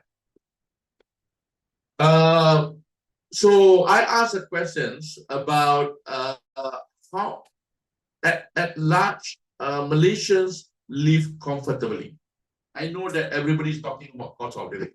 So all these budget, I mean, just look at the don't look at, you will not be able to see the numbers. You see all these budget, these are median income. What does it mean? It means that 50% of the household, if I'm the median, meaning that I am at the 50% point, there are 50% below me, 50% above me, right? So that's median. And if you take the median income, it was released just a few weeks back, the household income survey released by Ministry of Economics 2024 data, just released. So when I look at this, I compare this to the so-called, there are two measures. If you remember, one is EPF and Universiti Malaya measures, the so-called Belanjawanku. You know, EPF and Universiti Malaya, there's one center. They produce basically the numbers for you basically to live comfortably, not rich, but comfortable. Meaning that by 27th of the month or 25th of the month, if your kids say, Baba, let's go for KFC, Pizza Hut, you are okay. Or if you kena balik kampung, you are okay. Leisure things, acceptable, you know. comfortable, living comfortable. I can't remember the exact number, but to live in KL, Lembah Kelang, you have 2 kids, husband and wife, you need about 6,000 plus. There is a portal, on Yeah, the Belanjawan government 7,000. website. Yeah. It calculates all that, Yeah. all cities. There's another measure. This measure was again, warisan Rafizi lah. If you remember, they announced pendapatan asas kehidupan wajar, PAKAU. Sorry lah, no one give that acronym, but it look like PAKAU, PAKW. But PAKAU for the northern is not good, it's true, Majuri. But PAKW is pendapatan asas kehidupan wajar. So I make the median income comparison to PAKAU and also to the living wage generated by EPF. It states, if you are the median, let's say I am the median, still I am not able to achieve a comfortable living. That's scary. Tan Sri, Yeah. can we focus on the GST thing? Yeah. Because I consider this as very crucial. Yeah. In terms of long run fiscal sustainability, not for next Yeah. year though. Now, if you look at the Scandinavian economies, they have very high progressive income tax rates, along with the high level of rate for VAT or GST. So, is it the fact that our income tax rates are not progressive enough, such that our GST would lead to regressiveness for our lower income households? I let Prof. Yah to respond more later. Yeah, that's one issue. But I just want to say that if you browse through on the tube, you can tell that I am in favor of GST. I just want to say that. Yeah, we are going to take note of that. Yeah. Because we're putting up a paper. Yeah. Yeah. I'm in favor of That's GST. the reason why I'm throwing provocative questions. The only thing is that my worry is that because again I'm feel so sorry for the nation. GST's idea actually, if I'm not mistaken, it tracked back to 1985. We started mentioning that during Tun Daim's the late Tun Daim. So everybody's trying to do it. I think I'm not really sure. Please don't quote me. But if I'm not mistaken, even during PM's now, when he was a finance minister, he also kind of proposing GST. So again, tak buat. Finally, someone do it, and it been hijacked by the. At that time, we were both at the multi-policy committee, right? But we only swear that we're not going to share much about it. So basically that. So it's sad lah. That's why when they want to abolish it, at that time, my feel is that make it 0%. Don't abolish it. Just 0%. So that the law is there. I think your point is well taken.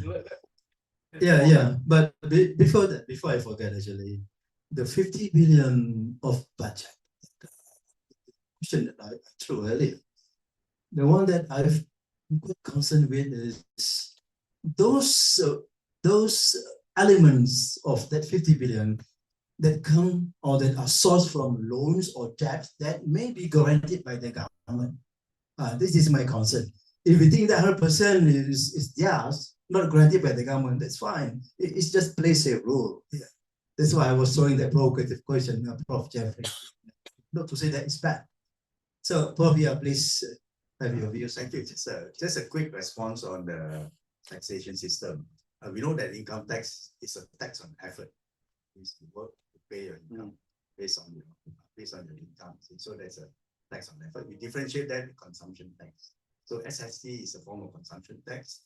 So I think currently it's just an interim measure to expand the scope of SST together with some fine-tuning of digital services tax and all that. Basically to broaden to the extent that now, as a share of GDP, is almost the same as what we had collected during the GST time. It's about 3%. So the expansion of the current SST, expanded scope, I think it's just an interim measure because it is not efficient at all. You're taxing single stage, whereby GST is only a tax on value added. So it will be a more equitable form in terms of reducing the burden on businesses and all that. So I think value-added tax is just is likely to happen. It's just a question of timing, I think, because currently Yeah. interim I solution is thought fine. that, yeah, that's nice. Yeah. No, I like to. I like to attract the three speakers to an issue which may be of interest to my boss. Can I make a comment on the GST issue and the fiscal issue? Okay, please Right. brief. Do it briefly. First, tax revenue actually rose. It didn't go down. It went up by 6.7%. In the last budget, it went up by 5.5%. In the budget before that, it was below 5%. So actually, there is no fall in tax revenue. The tax revenue has increased. It's non-tax revenue that has gone down, but even with the reduction in non-tax revenue, the overall government revenue can still continue to go up. So actually, if you look at that, there is no prima facie case for GST or the necessity for GST at all, because revenue is still rising. Second, what Tan Sri is saying about the distribution of income and medium income is correct. The incomes are structurally very low. But so my question is, if, as we know for sure, that incomes are structurally very low, why do you want to tax people more? Because people will be on low income and pay GST. Why do you want to do that? That's inequitable, right? And the third point I would make is we live in the 21st century. We don't live in 1985 anymore. GST, and in the United Kingdom, when it's VAT, that's 1975. So even 10 years earlier than that. We live in the 21st century. There are new forms of tax that are available. An electronic payments tax, for example, everybody is making payments through swiping and e-wallets. An electronic payments tax at 1% will raise 28.8 billion ringgit, 1%. We never had this technology available back in 1985. That's why we went for GST. We do have this technology available now. If we look at new tax, new types of tax, you can have a tiny tax of 1% and raise massive amounts of revenue. And that's an important issue that has to be taken into account when we discuss overall taxing. Okay, thanks for the views. Are you pro inheritance taxes? I'm not in favor of inheritance tax, because I think all you do if you have inheritance tax is you bankrupt the next generation. That's the experience in the United Kingdom. It bankrupts the next generation, and that's inequitable in terms of intergenerational equity. But also there's a simple way of avoiding inheritance tax, and that is to give it to your kids before you pass away. So it's 100% avoidable, and therefore it's a useless tax. Okay. Now, I'd like to attract your attention on the one issue which may be of strong interest to my most. Now, we talk about raising the ceiling. And one strong element there is to restructure certain industries, certain crucial industries, particularly the E&E. And within E&E, we have the most important component or subsector, which is the semiconductor. Now, we know the history of how ABIs came to benefit of Malaysia in general. We know that it is history, but they remain here. They still remain there, right? And it's good that they remained. But in light of the phrase, the so-called made by Malaysia, no more made in Malaysia, I think this is very important realization, an important awareness.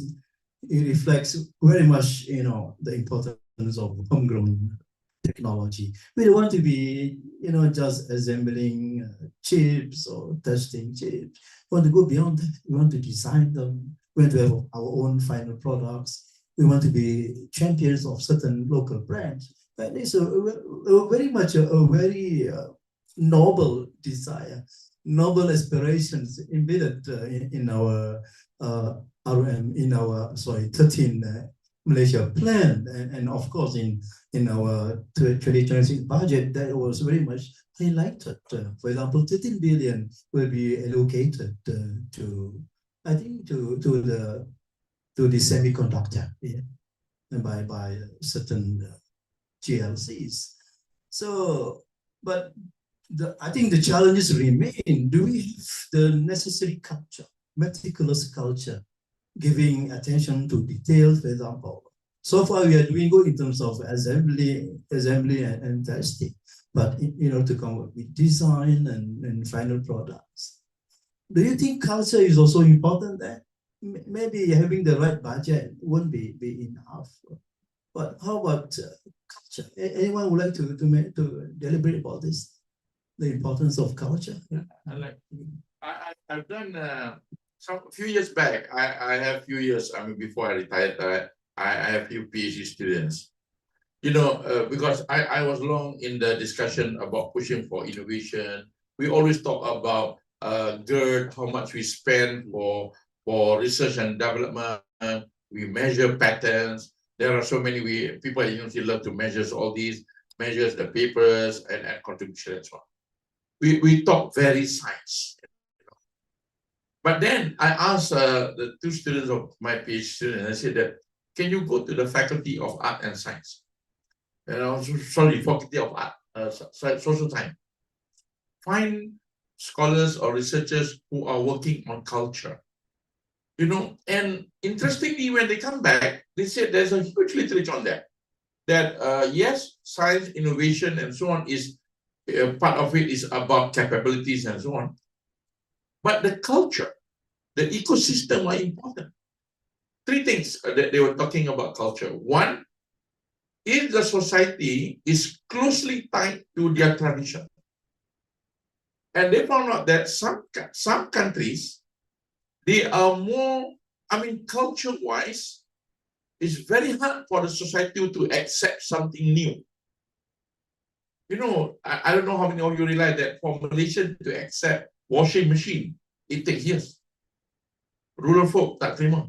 Ada pula tengah tambah kata tak bersih, tak suci. You know, it takes years. For Malaysian to accept, you know, a rice cooker also it takes time. Blender also, because we use giling, that batu giling.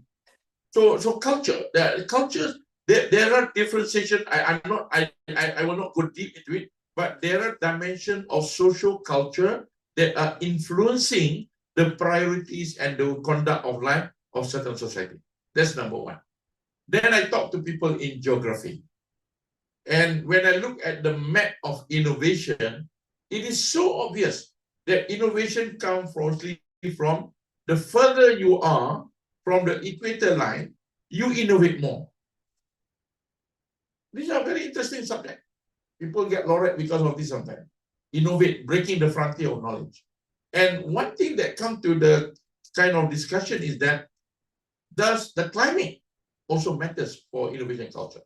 And interestingly, they show that the reason that the Northern Hemisphere, especially that part, you know, that goes above, you know, far away from equator line, will have more innovation because of the changing weather conditions create a society that are in needs of and culture the change. You know, if you live in the US, for example, especially way a bit up there, you put on summertime, you almost not wearing anything. In winter time, you put everything around. So they design the culture. So, but having the thick winter jacket is too heavy and so on, then they design it. Now the winter jacket is very thin, but still you are hot, you are warm. So culture is actually very important. That's why in Malaysia, this is quite a joke that people don't like. Every year we announce that we have hundreds of top scientists in the world in the country. Sorry lah, some people don't like me to raise this. They say well that the measures of top 2% research scientists of the world, hardly you know what they produce any. You know, but of course we love to measure things in the way that work for us lah. So that measure somehow good for us. So easily we have, I think, I didn't count totally, but I have a few snaps, few universities posted their top researchers and so on. I think easily there are more than 300 top scientists of the world in Malaysia. But why is that when you look at innovation index, when you look at all this, Malaysia is not there? You know, there are serious part, culture, and probably also, I want to say policies. Policy. You know, there are a lot of, if you look at the job created, high-skilled job are not created. If you look at who come to the country, you know, at one point I talked about talent, produce, attract, and return. Who do we produce? Who do we attract and retain? Sorry, not return, retain. You know, we notice that people who leave the country are people who are, you know, at one time firm says you don't have enough capable people. But interestingly, there are about 1 million of capable people living in the country. So who's, you know, sometimes when I chair a meeting, the academic or this side, the industries or this side, they just keep on blaming each other. But actually, both have the same problem. Our industries are dominated by what? Okay, our industries, 98% are SMEs. How many of our SMEs are really in needs of innovation and so on? The fact that their contribution to the export market is only about 12%. None of them are domestic in nature. So there are dimensions of policy that, but I thank you, Prof. Jamal, for raising the culture side, because that was not investigated. We are too science in investigating science. I still have very many, actually, a couple of issues more to be discussed here. I saw the warning there. The time has been very jealous. Well, I mentioned 30 billion earlier allocated to semiconductor. I think it was an error. It was allocated 16 billion allocated to the energy sector, and I also have an issue with that. So for semiconductor, it was only 500 million for ecosystem partnership and 500 million in loans for high value R&D and design. But it's a good start to realize that our semiconductor or E&E in general are basically Malaysia. But Malaysia is basically a place for them to, to assemble things and export the final products. We just offer, cheap labor inputs. Even raw materials are imported, but it's good to have that phrase made by Malaysia. Actually, in the end, it's about the importance of homegrown technology, and where we disregard in the decades, in the 80s, in the 90s, we tend to favor more inflows of FDIs as a fuel to generate economic growth. We kind of disregard the processes that generate the growth. Now, I have an issue on universal payment, 100 ringgit for every adult. It's an issue of equity, surely. It's not an issue of economic growth. It generates consumption and fuel economic growth, surely. But maybe you say we distribute only to, say, 10 million, more rather than 22 million. So we can, reallocate that much savings to other sectors which may be more needed. Anyway, I don't know. It seems to be a strong warning there. But I think we will continue to deliberate on the rest of the issues in other ways. Can I just quickly say something? Before that, Prof, do we have time for Q&A, by the way? Yeah, we do. Okay. We do. Okay. Can I just quickly say something about this universal thing? People regularly say, oh, we're giving 100 ringgit to everybody, 22 million. But actually, nobody complains when the rich get all of those tax rebates, right? Nobody complains about that. But every budget, every single budget, they say more tax rebate to the rich, more tax rebate to the rich, more tax rebate to the, why? Because it's only the rich who pay tax. If the government says 2,000 ringgit for an electric vehicle, nobody complains about that. The reason why our tax regime doesn't become progressive. Exactly. But if you give the reason that universality is important is because it demonstrates that everybody benefits from the progress that is being made through subsidy rationalization. Everybody. And it also helps politically to stop the pushback. Yeah. And it's an important thing, and it's not expensive. It's only 2 billion ringgit, and 2 billion ringgit in the totality is nothing. It's actually nothing. And what we're actually seeing from that universal experiment, we will see how many rich people take it.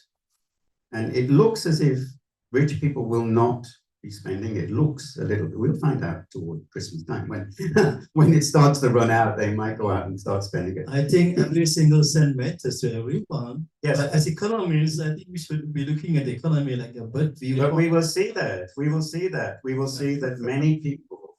That's what I don't like about when government knows everything what I do with my money. I don't think government should know what I spend. That's my problem. So, I mean, when I did take it, you say that's good, but if I take it, then you say, hey, look, and say, also use our money. What? yeah, potentially, why should they not know? The government should not know everything about what I do in person. Yes, but why should they know about what the poor spend their money on? They should They shouldn't. They should give it in cash. But at least that's the reason because they want to help them.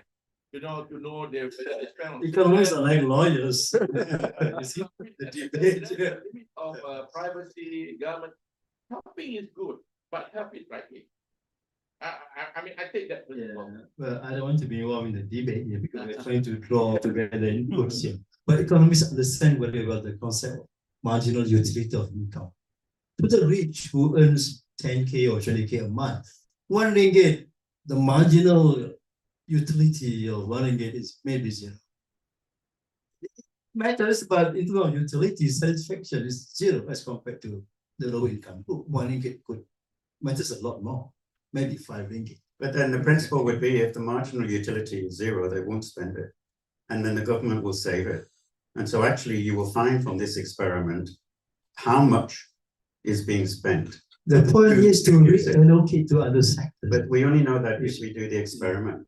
Therefore, the single episode experiment is useful. Then they're going to repeat it. And who knows next time? They might say, we give 150 to people below this level and 100 ringgit above. Or they might say, if you didn't spend it last time, we're not giving you any more because you still have 100 ringgit in your card. That allows us to refine the policy. Well, there are pros and cons, surely. You see the debate among economists, they are just like lawyers. I think I shall apply to the advice and we shall have Q&A. Yeah, please, we can take questions. For how long? How long shall we allocate the time for Q&A? We have 15 minutes. 15, Is that okay? All right, so let us start the ball rolling. Maybe you have any questions from the floor in the audience auditorium. Any questions you want to raise? Just state your name, where you're from, the questions, and to who. Okay, I'm Nordin from MIMOS. Thank you for the very good discussion. I just want to understand more from you see perspective of the nation's development or nation growth towards what's happening recently with regard to the school, as Tan Sri keep mentioning, education, right? So I think, and also not just talking about the school, talking about the society at large. People are actually, as you look on the formal workers just now, they're getting less than, quite a substantial percentage, they're getting low revenue, salary, right? So it means that we are living under pressure. That's why it leads to many things with regard to the social issues, not only like bullying or so how do you comment on this thing with regard to current budget towards try to look on these things in more holistic way, therefore this is not repeated or able to be solved in the near term. Thank you. So in ways, social issue, how do we manage this? Or maybe Tan Sri. Social issue in the sense of income or? No, with regard to the, people are really in pressure. Okay. Like for example, what happened in the school, bullying, Yeah. I think interestingly, the morning discussion was very interesting, but I concur with the view of Tan Sri Alimuddin that the truth is actually not, which I personally believe that we should not just kind of zoom in into school. What is happening is societal. I mean, it just happened in the school that make us more worried. You know, I mean, I believe that kids were watching all those games and so on at home, not at school.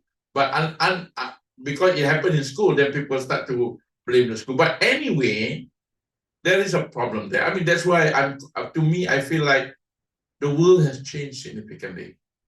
Technological advancements allow things that long time back, you can have your discipline master come and catch you. But nowadays, is everything inside here, right? So we really need to think about a new way of educating and growing up kids. We really need that. We probably have to be brave to say that certain old days approach no longer work. Of course, people can easily say rotan aja kan, but I don't think that will solve the problem. You know, it might create even worse situation, or it might kill. I don't know. But anyway, things have changed. A lot of things have to change in the country. It's not just social, even in sciences, in economics, in living, in business, and so on. I think everybody agreed that the theme is that people who survive and who become successful people who are ready to change. We are stuck with, again, like Prof. Jamal was saying, that I believe that there is something cultural in us. Change is so difficult. You know, don't know about change, sophisticated thing. When we want to decide not to have someone to pump the gas into your car, also there's a major debate. You know, change, but Bazaar Ramadan also can be a long debate for us. You know, I mean, change is not somehow, is not a culture in us. And that is, I believe that things that we have to also look at, how to make sure that the society can move along with the way to conduct our life, conduct our transaction and business out there. You know, I think we need Prof. Academy to do another session to talk about this change. You know, but I'm very concerned about that. I think that's why when the government come in with the idea of trying to reforms, I love it. Reform is good, but reform is not changing small things. You know, reform is bigger than just tweaking a little bit here and there. We need to do that, and in Malaysia, that's why you notice that I don't talk much about growth, the GDP growth and so on.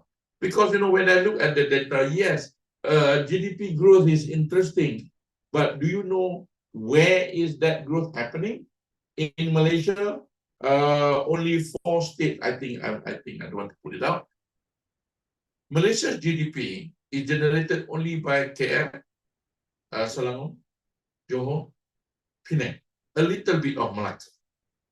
They are in the upper quadrant. I call them locomotive states.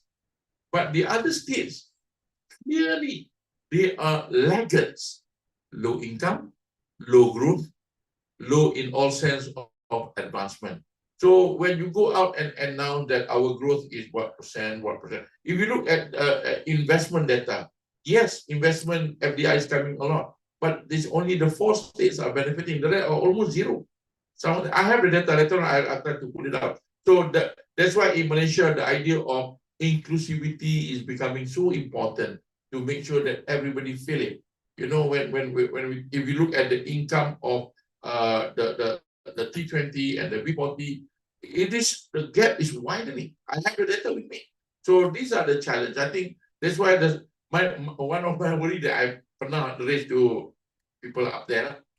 The World Bank says that in 2028, if we measure by income, we will be declared as a high income nation. I think maybe 60% of the nation and say that, yeah, the nation is high income, but not me. Thank you. Another thing on anyway. I'm happy to see that the panel was saying the budgets 2026 is very much succeeding and progressive funding moving forward to actually do the adjustment trajectories moving forward. as a nation. Any questions from the floor? Yeah. Online. Online? No, we don't have any questions from online. Yes. Thank you. It's been a very interesting discussion. The question I have is how can we allocate budgets, funding, resources to create product companies? This ties back to the whole issue of semiconductors and electronics industry. Because the made by Malaysia issue, we find the biggest issue is because we lack product companies. The design is dictated by the product companies, not the guys who create the chip. The guys who design chips, they design based on what the end product guys say we can sell or we want to push to the market. So there's been a lot of investment made, the 1 billion, 1.12 billion, or the 250 million USD pumped into ARM, the ARM deal. That handles the supply side. It doesn't handle the demand side, the product. So any ideas on how we can nurture, create, push, encourage more product companies? The way to do that is to look at, if you look at these product companies that you're aiming to aspire to be, how did they become? Where did they come from? How did they become product companies? Right, they didn't come from government intervention as a general rule. They came through market innovation, right? I mean, Intel is not a government company. Neither is Micron, neither is Infineon, neither is Bosch, not Siemens. These are not government companies, nor are they government-linked companies. These are private sector companies. And it's the way to deliver that type of thing in a Malaysian context is to free up and liberalize the private sector to create that. And if you free up and liberalize the private sector to do that through innovation, creativity, agility, competitiveness, they will come and they will do it. But, you know, you were talking about culture a moment ago. Part of the problem in Malaysia is the government should culture. The government cannot set up these product companies. It's absurd to imagine that they could. Do you think the government in Malaysia could set up a company like Musk? They couldn't do that. And neither could the government in England do that. Neither could the government in Germany do that. Because the government does not create that type of economic activity. It's not within the realm of the economic competence of the government. We are not a socialist economy here in Malaysia. We're not. Right? And where they tried this in socialist economies, they failed every single time. They failed. You get that type of thing through the promotion of innovation and competition, through the liberalization of markets. There is no other way of achieving. Okay. Yeah, I think I tend to agree with Prof. Shafee. Can't elaborate further. Okay. I think there's some questions from the online team. So I take it this is a conclusion for our sessions. But before that, all of you just stay on stage. There is a sessions of appreciation to the speakers. We would like Prof. Riza to be on stage to give token appreciation to all the speaker panel members, including the moderators as well. Let's give a round of applause to everyone, please.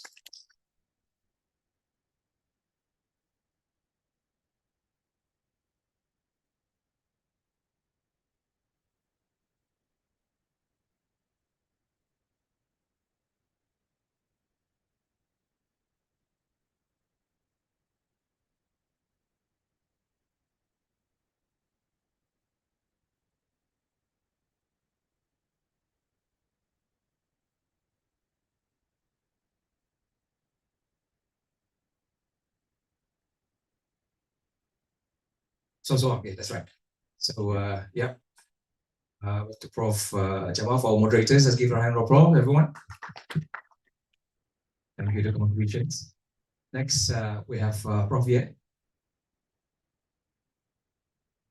All right.